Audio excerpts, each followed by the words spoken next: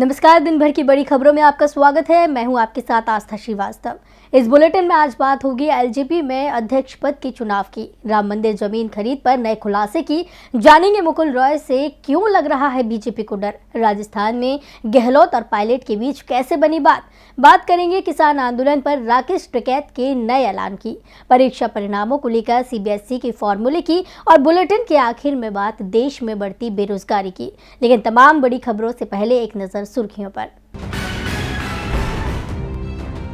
येदियुरप्पा का बढ़ता जा रहा है विरोध। कर्नाटक बीजेपी प्रभारी अरुण सिंह से बोले पार्टी विधायक सरकार चलाने लायक नहीं है येदियुरप्पा, पार्टी विधायकों की राय ले रहे हैं बीजेपी प्रभारी। पश्चिम बंगाल में कानून व्यवस्था को लेकर बीजेपी के आरोपों का सीएम ममता ने दिया जवाब, कहा राज्य में एक दो घटनाओं को छोड़कर रही है शांति, बीजेपी फैला रही है भ्रम। रामदेव की मुश्किलें और बढ़ी, एलोपैथी के खिलाफ बयान देने पर दर्ज हुआ एक और मामला, इंडियन मेडिकल एसोसिएशन के पदाधिकारियों ने दर्ज कराई शिकायत। गिरावट के साथ बंद हुआ शेयर बाजार, सेंसेक्स 179 अंकों की गिरावट के साथ 52,323 अंकों पर हुआ बंद, निफ्टी भी 76 अंकों की गिरावट के साथ 15,691 अंक पर हुआ बंद। सुर्खियों के बाद आज बात करेंगे सबसे बड़ी खबर की। बिहार में लोक जनशक्ति पार्टी की लड़ाई में रोज नए मोड़ आ रही है। पार्टी संसदीय दल के नेता पद से चिराग पासवान को पहले ही हटाया जा चुका है और उनकी जगह पशुपति पारस एलजेपी संसदीय दल के नेता बन गए हैं और आज पशुपति पारस गुट की ओर से नए राष्ट्रीय अध्यक्ष का चुनाव कराया गया, लेकिन चिराग ने चुनाव पर ही सवाल उठा दिए। तो पशुपति गुट ने किसे चुना अध्यक्ष, देखिए ये रिपोर्ट। रामविलास पासवान की राजनीतिक विरासत पर कब्जे को लेकर एलजेपी में इन दिनों चाचा भतीजा आमने सामने है। पार्टी के 6 में से 5 विधायकों ने चिराग पासवान के चाचा पशुपति पारस को एलजेपी संसदीय दल का नेता चुना और लोकसभा अध्यक्ष ने इसे स्वीकार भी कर लिया।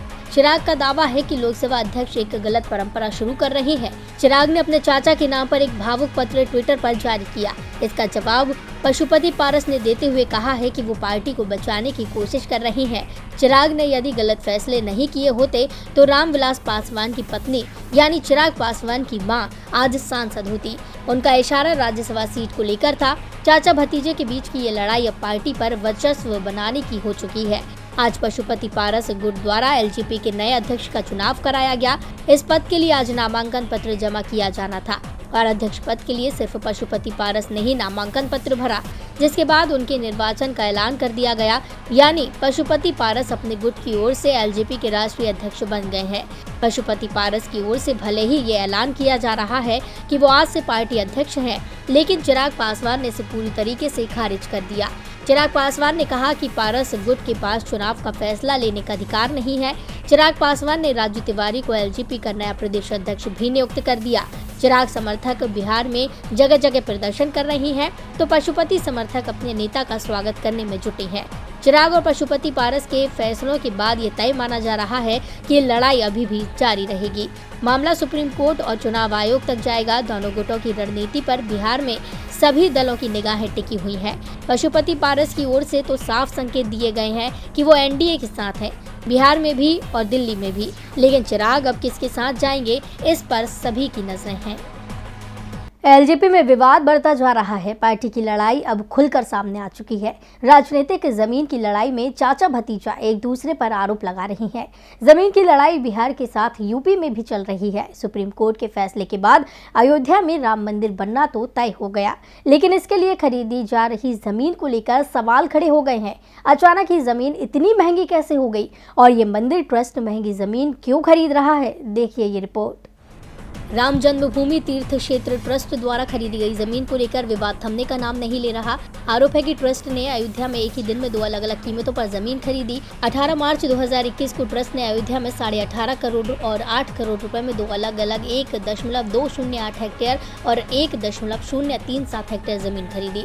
जमीन के दोनों टुकड़े हरीश पाठक और कुसुम पाठक के नाम पर थे। नवंबर 2017 में उनके नाम एक और सेल डीड रजिस्टर की गई थी। 18 मार्च को ट्रस्ट ने 1.208 हेक्टेयर बड़ा प्लॉट सुल्तान अंसारी और प्रॉपर्टी डीलर रवि मोहन तिवारी से 18.5 करोड़ रुपए में खरीदा।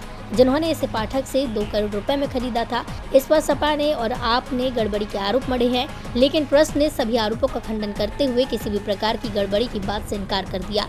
अब जो बात सामने आई है वो ये है कि उसी दिन ट्रस्ट ने एक और जमीन का टुकड़ा 1.037 हेक्टेयर सीधे हरीश पाठक और कुसुम पाठक से 8 करोड़ रुपए में खरीदा, यानी आसपास की जमीन की कीमत में 2 गुने से ज्यादा अंतर। इससे पहले मंदिर ट्रस्ट के महासचिव चंपत राय पर अयोध्या में 18 मार्च को 2 करोड़ रुपए में बेची गई जमीन को उसके महज 5 मिनट के अंदर 18.5 करोड़ रुपए में खरीदने का आरोप लगा है। इन दोनों ही खरीद में ट्रस्ट के सदस्य अनिल मिश्रा और अयोध्या के मेयर ऋषिकेश उपाध्याय गवाह हैं। विपक्ष अब इस मामले की उच्च स्तरीय जांच की मांग कर रहा। मंदिर ट्रस्ट पर आरोप है, ट्रस्ट की ओर से सफाई आती है, तब तक दूसरा आरोप उस पर लग जाता है। मुश्किल बढ़ती जा रही है। ट्रस्ट के सहारे बीजेपी की भी घेराबंदी की जा रही है, जिससे बीजेपी मुश्किल में दिख रही है। पहले ही पार्टी विधानसभा चुनावों में मिली हार के बाद से परेशानी में घिरी है। बंगाल में तो नेता लगातार पार्टी छोड़ रहे हैं। मुकुल रॉय बीजेपी छोड़ चुके हैं और अब रॉय के सहारे टीएमसी त्रिपुरा में बीजेपी की सरकार गिराने की कोशिश कर रही है। देखिए ये रिपोर्ट। पश्चिम बंगाल विधानसभा चुनावों में बीजेपी को मिली हार के बाद से ही बंगाल सहित पूरे पूर्वोत्तर में बीजेपी की हालात खराब होती दिख रही है। पश्चिम बंगाल में तो बीजेपी के तमाम नेता टीएमसी में शामिल होने की तैयारी में हैं। मुकुल रॉय के टीएमसी में जाने के बाद अब बीजेपी नेताओं को भी टीएमसी में वापसी की उम्मीद दिखाई देने लगी है, क्योंकि बीजेपी के अधिकांश नेता टीएमसी से ही आए थे। बंगाल में तो बीजेपी साफ होती दिख रही है, लेकिन अब नई मुश्किल त्रिपुरा में सामने आ रही है। त्रिपुरा में सरकार भले ही बीजेपी की है, लेकिन विप्लव देव की ये सरकार मुश्किल में फंसती जा रही है और विप्लव देव की मुश्किलें बढ़ा रहे हैं मुकुल रॉय। जी हाँ, मुकुल रॉय के चलते त्रिपुरा बीजेपी भी मुश्किल में है। दरअसल मुकुल रॉय 2017 में जब बीजेपी में शामिल हुए तो वो कई टीएमसी नेताओं को भी बीजेपी में लाए थे। त्रिपुरा की तो पूरी टीएमसी यूनिट ही वो बीजेपी में ले आए थे, जिस कारण कभी राज्य में मुख्य विपक्षी दल रही पार्टी 1% वोट पर सिमट गए। त्रिपुरा बीजेपी में अधिकांश नेता मुकुल रॉय के करीबी हैं और अब बीजेपी को मुकुल रॉय से डर लगने लगा है। पश्चिम बंगाल में तो ये तय माना जा रहा है कि करीब 2 दर्जन बीजेपी विधायक मुकुल रॉय के संपर्क में हैं और ममता बनर्जी की हरी झंडी मिलते ही वो लोग बीजेपी छोड़ टीएमसी में शामिल हो जाएंगे। लेकिन ममता की नजर अब त्रिपुरा पर है। ममता ने मुकुल रॉय को त्रिपुरा के लिए रणनीति बनाने की जिम्मेदारी भी सौंप दी है, जिसके बाद से बीजेपी में हलचल मच गई है। राष्ट्रीय महासचिव संगठन बीएल संतोष अगरतला पहुंच गए हैं। वो विधायकों से मिल रहे हैं। केंद्रीय टीम ने त्रिपुरा के सभी जिलाध्यक्षों से मुलाकात की है। पार्टी की ओर से दावा किया जा रहा है कि राज्य बीजेपी में कोई मतभेद नहीं है, लेकिन अचानक बीजेपी के केंद्रीय नेताओं की त्रिपुरा में बढ़ती गतिविधि ने साफ कर दिया है कि त्रिपुरा की बीजेपी सरकार कभी भी गिर सकती है। त्रिपुरा में बीजेपी के कई विधायक दल बदल सकते हैं। बीजेपी की मुश्किलें बढ़ती जा रही हैं तो कांग्रेस की मुश्किलें कुछ कम होती दिख रही हैं। राजस्थान में अशोक गहलोत और सचिन पायलट के बीच चल रही लड़ाई अब थमती दिख रही है। दोनों के बीच सुलह के संकेत हैं, तो कैसे बनती दिख रही है गहलोत और पायलट के बीच बात, देखिए ये रिपोर्ट। सचिन पायलट के मन में क्या है, वो कांग्रेस में क्या पद चाहते हैं, पायलट गहलोत के साथ कब खत्म करेंगे विवाद, ये सवाल राजस्थान की राजनीति में पिछले 1.5 साल से घमासान मचा रही है, जिसे शांत करने के लिए सोनिया गांधी, प्रियंका गांधी और राहुल गांधी लगातार कोशिश कर रही हैं, जिसका खासा असर तो अब तक सामने नहीं आया है, लेकिन पायलट के बगावती तेवर जरूर शांत हो गए। दरअसल दिल्ली दौरा खत्म कर सचिन पायलट जयपुर पहुंच चुके हैं, जहां विधायक इंद्राज गुर्जर और वेद प्रकाश सोलंकी ने उनसे मुलाकात की। पायलट पिछले 5 दिन से दिल्ली में थे और अब 5 दिन बाद वो वापस राजस्थान लौटे हैं। दिल्ली से लौटने के बाद उन्होंने पार्टी और गहलोत के खिलाफ कुछ भी नहीं कहा, यहाँ तक कि उनके करीबी भी अब बात समझने के संकेत दे रहे हैं। पायलट गुट के विधायक वेद प्रकाश सोलंकी ने कहा है कि मुख्यमंत्री ने ना ही ये कहा है कि मंत्रिमंडल नहीं बनाऊंगा, ना ही ये कहा है कि राजनीतिक नियुक्ति करूंगा। मुख्यमंत्री ने अब राजनीतिक नियुक्तियां करना शुरू कर दी है। मुझे विश्वास है कि मुख्यमंत्री कार्यकर्ताओं के हित में नियुक्ति करेंगे। इसी के साथ ही उन्होंने कहा कि पायलट ने आलाकमान से कोई समय नहीं मांगा, ना ही हमारे किसी साथी ने कोई समय मांगा। आलाकमान बुलाएगा तो हम अवश्य आएंगे, हमें किसी से कोई गिले शिकवे नहीं है। पायलट गुट के इस बयान से साफ हो गया है कि उनके तेवर नरम पड़ गए हैं। अब देखना होगा कि इस रुख के बाद हाईकमान और गहलोत क्या फैसला लेते हैं। पायलट को उम्मीद है कि कांग्रेस में उन्हें पूरा हक मिलेगा। राजस्थान में कांग्रेस के अंदर बात बनती दिख रही है, लेकिन किसानों की सरकार से बात अब भी अटकी पड़ी है। 26 जून को किसानों के आंदोलन को 7 महीने हो जाएंगे। किसान कृषि कानूनों को रद्द करने की मांग पर अड़े हैं, लेकिन सरकार इसे मानने को तैयार नहीं। और अब किसानों ने सरकार के खिलाफ बड़ा ऐलान किया। तो क्या है किसानों का ऐलान, देखिए रिपोर्ट। केंद्र सरकार के लागू किए गए कृषि कानूनों के खिलाफ आंदोलन की शुरुआत 26 नवंबर से हुई थी और 26 जून को इस प्रदर्शन को 7 महीने पूरे हो रहे हैं। किसानों ने इस दिन पूरे देश में प्रदर्शन करने की रणनीति तैयार की है। भारतीय किसान यूनियन के नेता राकेश टिकैत ने कहा कि किसान 26 जून को देश भर में राजभवनों का घेराव करेंगे। इसके साथ ही राष्ट्रपति से इस मामले में दखल देने की मांग भी की जाएगी। राकेश टिकैत ने ट्वीट के जरिए कहा कि 26 जून को लोकतंत्र बचाओ किसान बचाओ दिवस मनाया जाएगा। टिकैत ने कहा कि देश में लोकतंत्र को समाप्त करने की कोशिश की गई थी और आज भी ये कोशिश हो रही है। हम सरकार की इन्हीं नीतियों का विरोध करेंगे। इससे पहले टिकैत ने ट्वीट करते हुए कहा, अगर जल, जंगल और जमीन को बचाना है तो हमें इसके लिए लड़ाई लड़नी होगी। दूसरे ट्वीट में टिकैत ने कहा, सरकार को तीनों कानूनों को रद्द कर एमएसपी पर कानून बनाना चाहिए। राकेश टिकैत ने कहा कि 26 नवंबर को ही आंदोलन की शुरुआत हुई थी। इस कारण हर महीने की 26 तारीख को कोई न कोई कार्यक्रम रखा जाएगा। किसान तब तक यहां से नहीं जाएगा जब तक कोई समाधान नहीं होगा। हम बातचीत को तैयार हैं, लेकिन सरकार किसानों के साथ बिना शर्त बातचीत करे।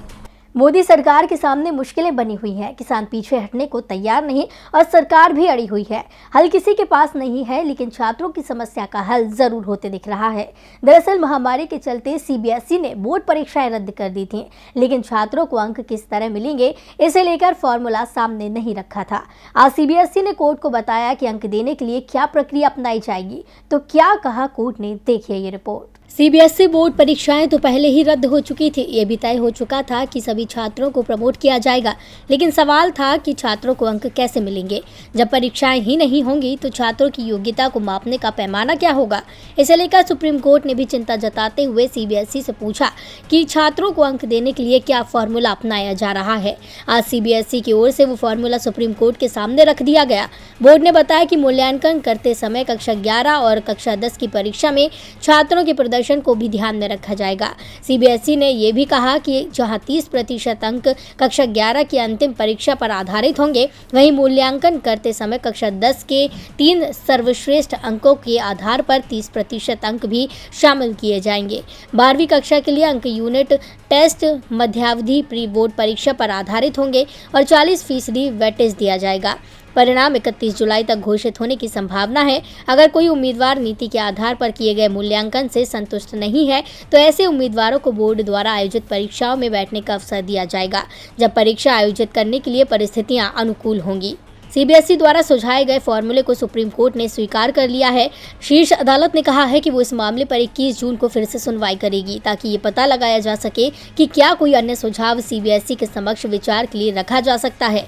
बता दें कि सुप्रीम कोर्ट ने असम, पंजाब, त्रिपुरा और आंध्र प्रदेश राज्यों में कक्षा 12वीं के लिए राज्य बोर्ड परीक्षाओं को रद्द करने की याचिकाओं पर सुनवाई के लिए भी सहमति व्यक्त की। बता दें कि सीबीएसई ने घोषणा की है कि 12वीं के परिणाम 31 जुलाई और 10वीं के परिणाम 20 जुलाई तक आने की संभावना है। और बुलेटिन के आखिरी में बात देश में बढ़ती बेरोजगारी की। महामारी की वजह से देश की अर्थव्यवस्था एक बार फिर से बेपटरी हो गई है, जिसका गहरा असर व्यापार पर पड़ रहा है। स्टार्टअप के साथ साथ दिग्गज कंपनियों को भी काफी नुकसान झेलना पड़ रहा है और इसकी वजह से लोगों को अब परेशान होना पड़ेगा, क्योंकि कंपनियों ने छंटनी शुरू कर दी है, जिसकी वजह से रोजगार छिनता जा रहा है और 2022 तक तो आईटी सेक्टर में लाखों लोगों को काम से हाथ धोना पड़ेगा। देश में अब तक माना जा रहा था कि सबसे ज्यादा रोजगार देने वाला क्षेत्र अगर कोई है तो वो सिर्फ आईटी सेक्टर है, जहां काम की भरमार है। लेकिन महामारी की मार ने लोगों से छीन लिया है उनका रोजगार, क्योंकि दूसरी लहर के बाद अब देश में तेजी से आईटी सेक्टर से लोगों को निकाला जा रहा है। अब तो कहा जा रहा है कि ऑटोमेशन की ओर से तेजी से बढ़ रही सूचना प्रौद्योगिकी क्षेत्र की कंपनियां 2022 तक करीब 30 लाख नौकरियां खत्म करने की तैयारी में है। इस कदम से कंपनियों को 100 अरब डॉलर यानी 7 करोड़ 30 लाख रुपए की बचत होगी।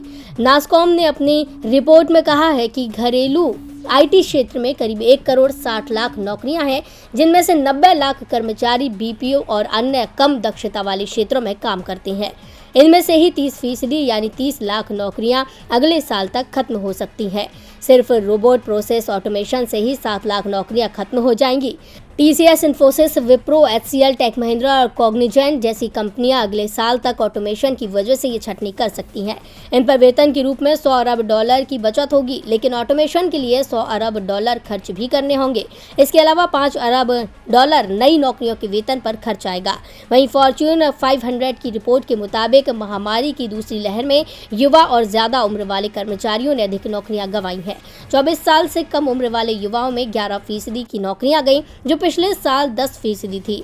इसी तरह 55 साल से ज्यादा उम्र वाले नौकरी पेशा में 5% लोग बेरोजगार हो गए। पिछले साल ये संख्या 4% थी। इस रिपोर्ट में साफ है कि लोगों से छिन रहा है रोजगार और कुछ नहीं कर रही सरकार। अगर ऐसे ही चलता रहा तो देश और गरीब होता जाएगा, क्योंकि रोजगार नहीं होगा तो विकास कहां से आएगा। तो दिन भर की खबरों में आज बस इतना ही। देखते रहिए टीवी लाइव। नमस्कार।